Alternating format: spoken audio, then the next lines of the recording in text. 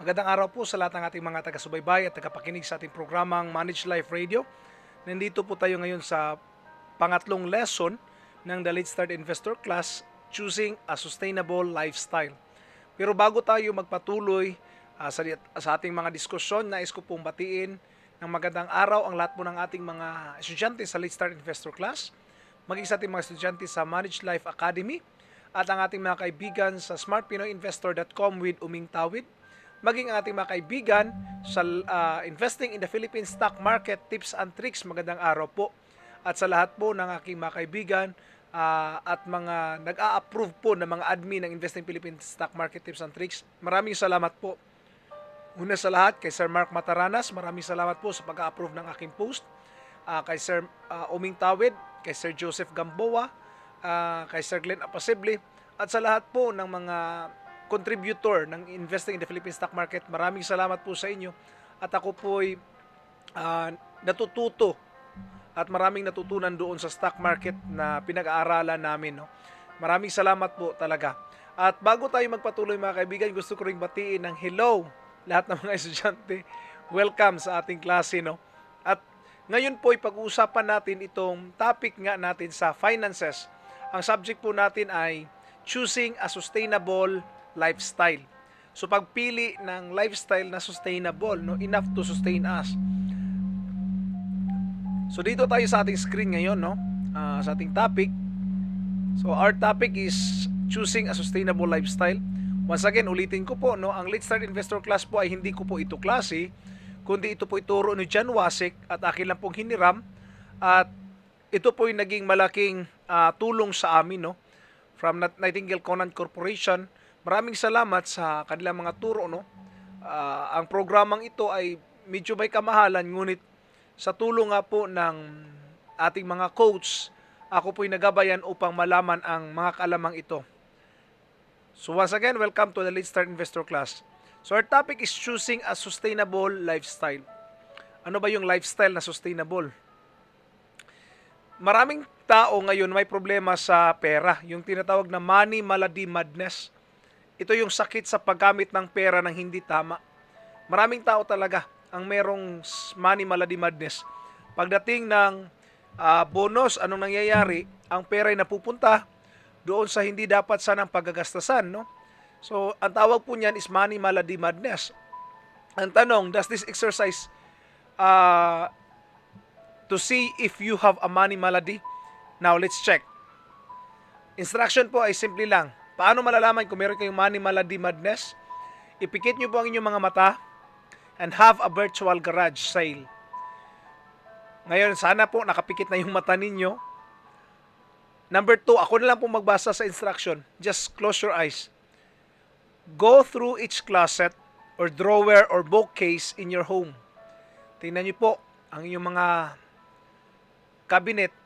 Tingnan nyo po ang inyong mga lagayan ng damit, lagayan ng libro.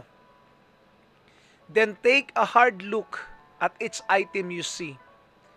Tingnan mo yung mga bagay doon na nakikita mo. Now answer this question. Was it an impulse buy? Yes or no? Did you really need it? Yes or no? How much did you spend for this? Yes or no?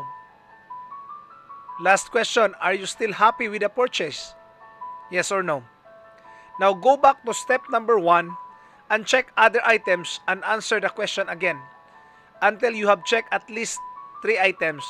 Do this daily as an exercise. Do this. Now, open your eyes right now. So gawin nyo po ito at mapapansin nyo po maraming mga bagay sa ating mga gamit na hindi talaga natin ginagamit. Katulad ng damit. Nagkakaroon tayo ng tinatawag na Pareto Principle. Ano ibig sabihin ng Pareto Principle? 20% po ng mga damit natin, ang siyang sinusuot natin, 80%. Samantalang yung, excuse me, 80% ng natitirang damit ay hindi natin sinusuot. Only we use them 20 times. Maniwala kayo sa hindi, may mga damit kayo na sa loob ng isang taon hindi nyo pa naisuot. Bakit ganon? Yun po yung tinatawag na Pareto Principle. Si Wilfredo Pareto po ang nagturo niya, no? This is also the secret to success by achieving more with less. If you will use Pareto Principle in the right track, you will really increase. Katulad ng oras, may Pareto principle din yan.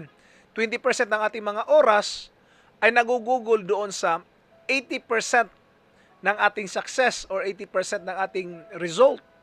Samantalang, 80% ng ating oras, 20% lang ang contribution nito sa ating buhay.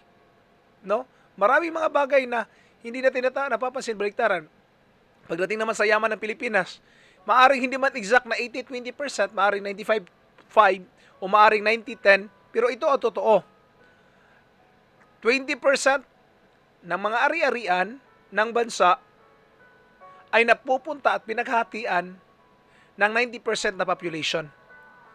Samantalang, ang 90% na resources ng bansa ay napupunta lang doon sa kukunting 20% na mga tao. Have you observed it? It is what we call Pareto principle. It doesn't change, no? Nananatili yan. Maring hindi man siya exact na 80-20, pero yun po talaga ang nangyayari. Paretong pareto, no?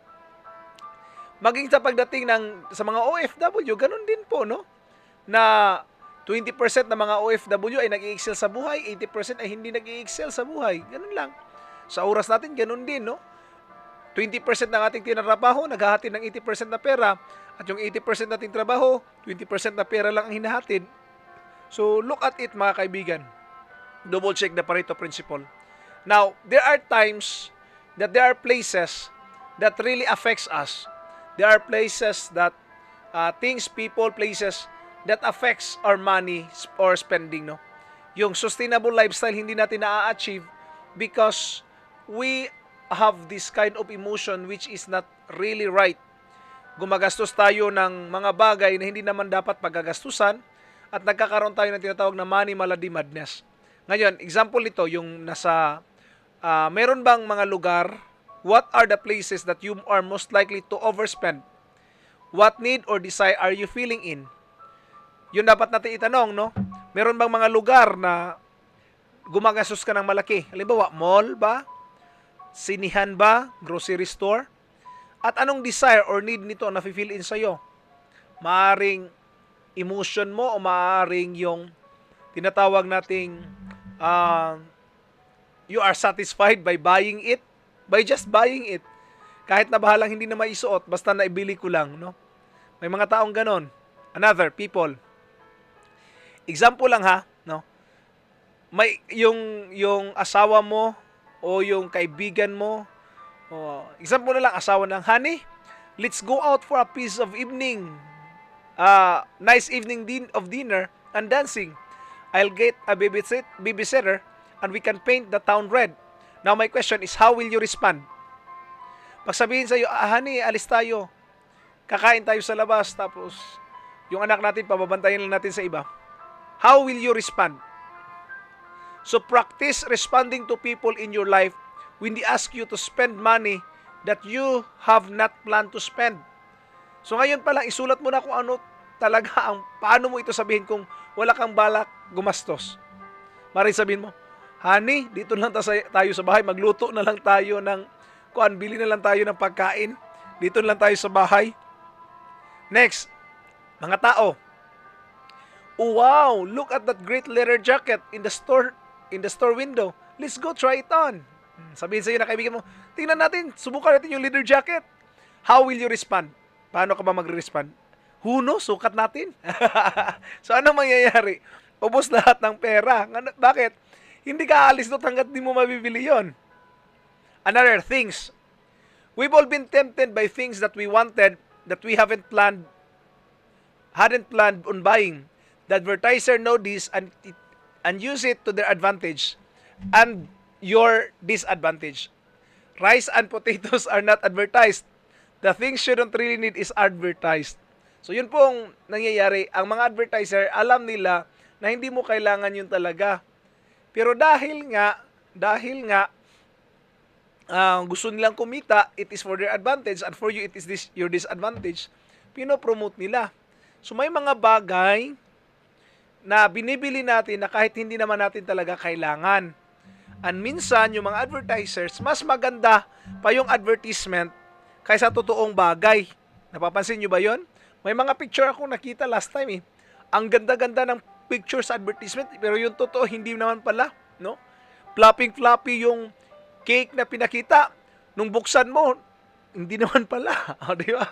May mga ganon. So, maraming mga bagay tayong binibili na hindi naman pala dapat paggagastusan.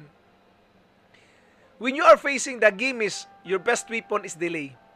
Implement a rule that you never make a purchase the same day you see it. Pag pumunta kayo ng mall, kahit naka-sale pa po yan, don't ever buy at the same day that you saw it. Wait for another day. Reflect for another day. So that you will know that if you really need it. Sa ganun, malaman mo talaga kung kakailanganin mo ba talaga iyon. So in the example mentions in this workbook, you might be making purchases to entertain yourself, to feel that you have an abundant lifestyle, to provide well for your family, or to feel like a hero, to be romantic, or to feel included. These common human emotions are often the real reason why we purchase items we don't really need. Yun po talaga ang tunay na dahilan. Siguro gusto natin maging hero sa mga anak natin, kaya gumagastos tayo. O di kaya gusto natin maging romantic sa mga misis natin. Hindi mali na maging romantic. Pero kung linggo-linggo natin ginagawa, tiyak parang hindi na yata tama, no? It's not wrong, but make it really not a habit, no? O kuan lang talaga siya, occasional. Hindi siya regular, no? Hindi habit. So impulse buying is always an emotional buying. Pag sinabi mong impulse buying, emotional buying 'yan. So buy based on conscious mind, not on subconscious mind. Ano pong ibig sabihin 'yan? Ito po 'yan. Most of the time, tayo mga tao bumibili based on our subconscious mind, based on our feelings, no? Gusto ko talaga 'to, napupusuan ko talaga 'to. Minsan hindi natin sinasabi, naiisip ko na to. Sinasabi natin, napupusuan ko na to. We are people, we are a spirit being. Remember this, we are a spirit being. We have a soul and we are in the body. So yung katawan natin is just, ito lang po ay shell. Ito lang po yung lagayan ng ating soul. But the very being is our soul. Ito po yung i-judge ng Lord in the right time. But in this soul has the conscious mind and the subconscious mind. The conscious mind is the thought. Yun yung pag-iisip. The subconscious mind is the feelings. Ito ang nangyayari. Yung feelings natin, yun yung maglilid sa atin ng action. At ito maghahatid ng result. Ngayon, kinalimutan na natin ang thought. Hindi na tayo nag-iisip. Dapat sana, nag-isip ka muna, intelligence, then leads to your emotion or feelings, then to manifestation or action, then it will leads to result. The same is true with the negative feelings. No, may negative feelings mo, hindi ka na nagko-consent sa thought. Yung feelings na negative, it will generate a negative action, it will generate a negative result.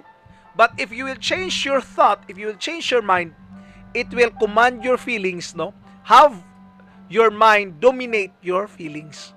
So pagbili po, huwag hayaan ang feelings na magdo-dominate, hayaan ang thoughts na magdo-dominate. Now, meron tayo ditong listahan, no?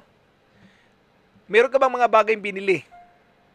Ngayon ang tanong, anong feeling or emotion desired ang iyong pinufulfill dito? And merong pangatlong line, another way to get it. Say for example, bumili ka ng bagong iPad. Anong feeling or emotion desired dito? Gusto ko maging hero sa anak ko. Gusto ko siyang bigyan ng iPad. Okay, feeling hero. But is there any other way to get it? Yes. So there's no way you can create a late start savings plan or find new prosperity without identifying and resolving these issues.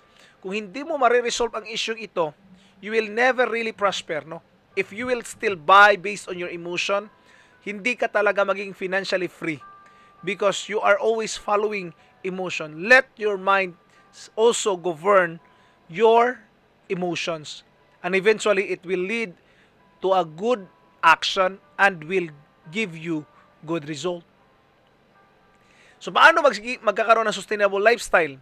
Meron pong suggestion silang binigay, no? Cut the budget. So a new look on the word budget. Tingnan natin yung budget.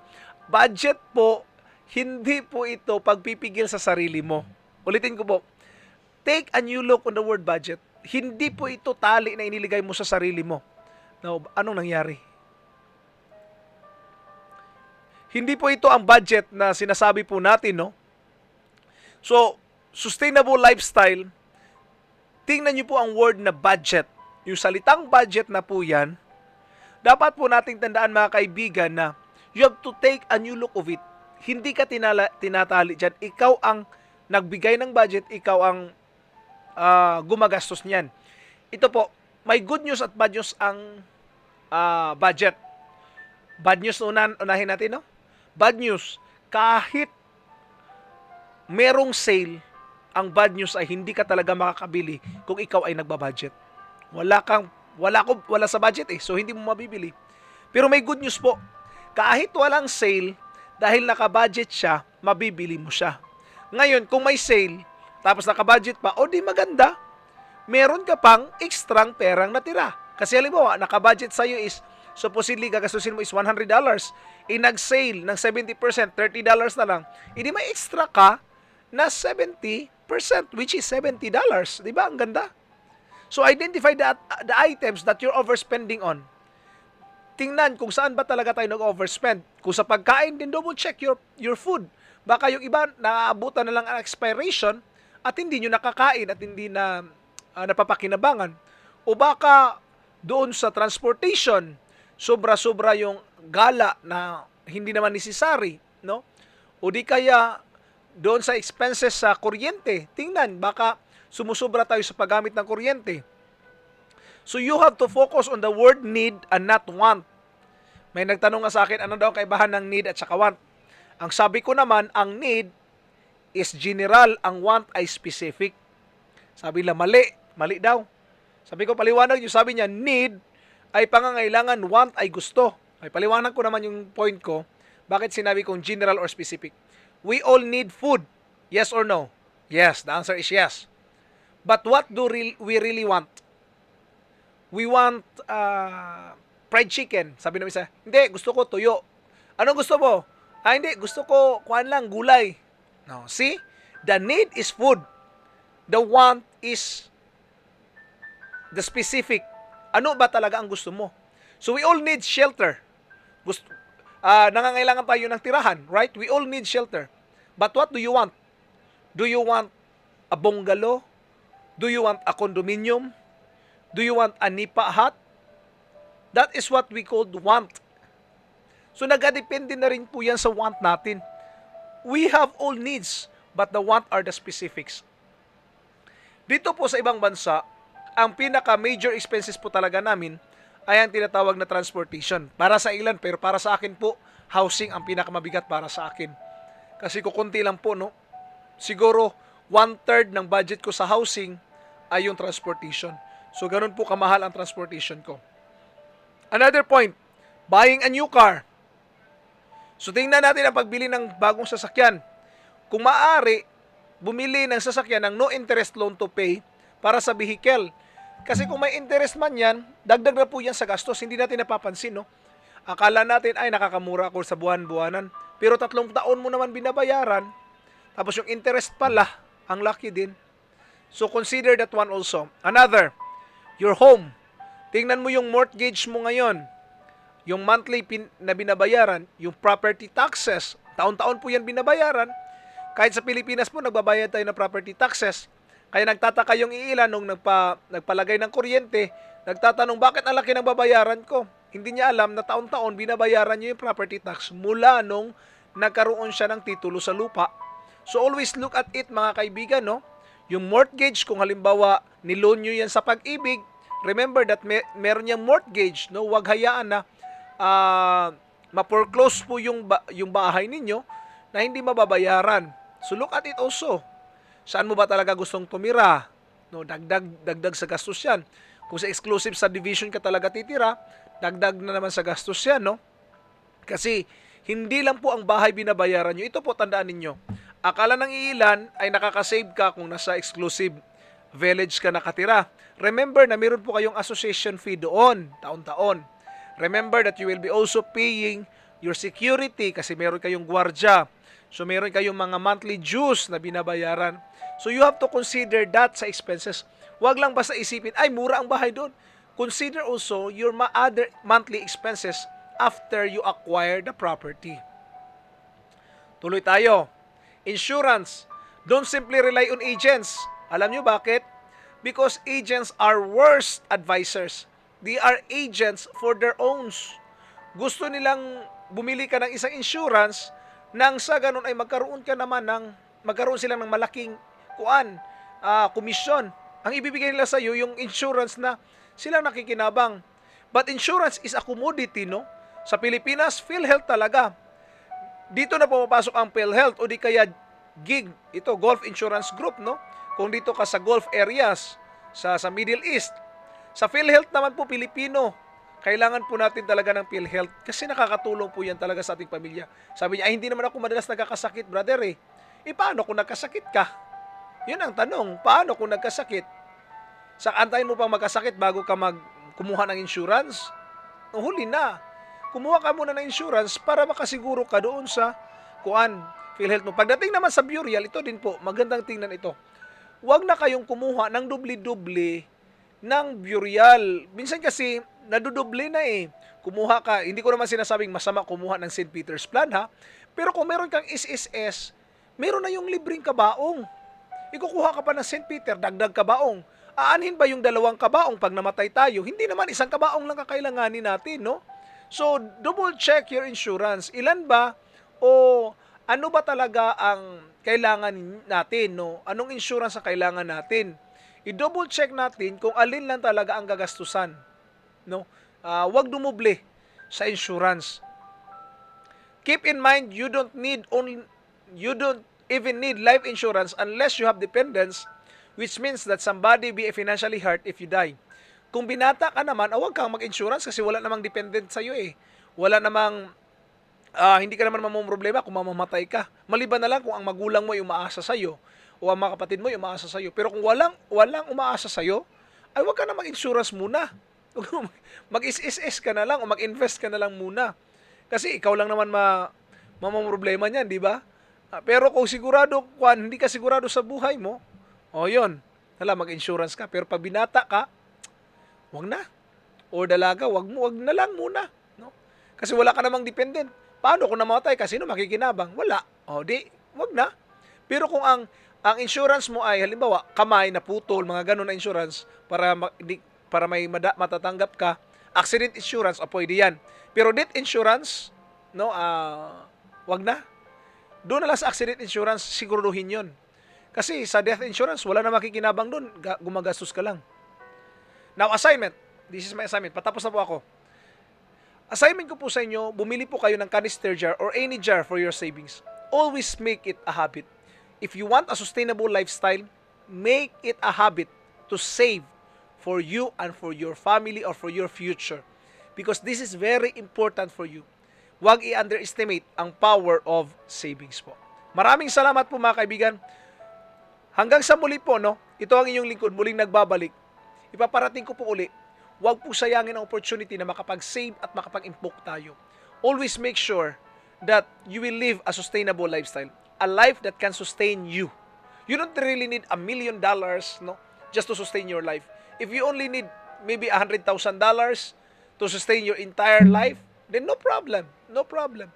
What I am telling you is, do you have enough funds to sustain your life? If not, this is the time to plan for your life. Bago po ako magtatapos, gusto ko lang po ibahagi sa inyo itong ating Facebook page. Ito po, no, Manage Life na Facebook page. Paki-like na lang po, no?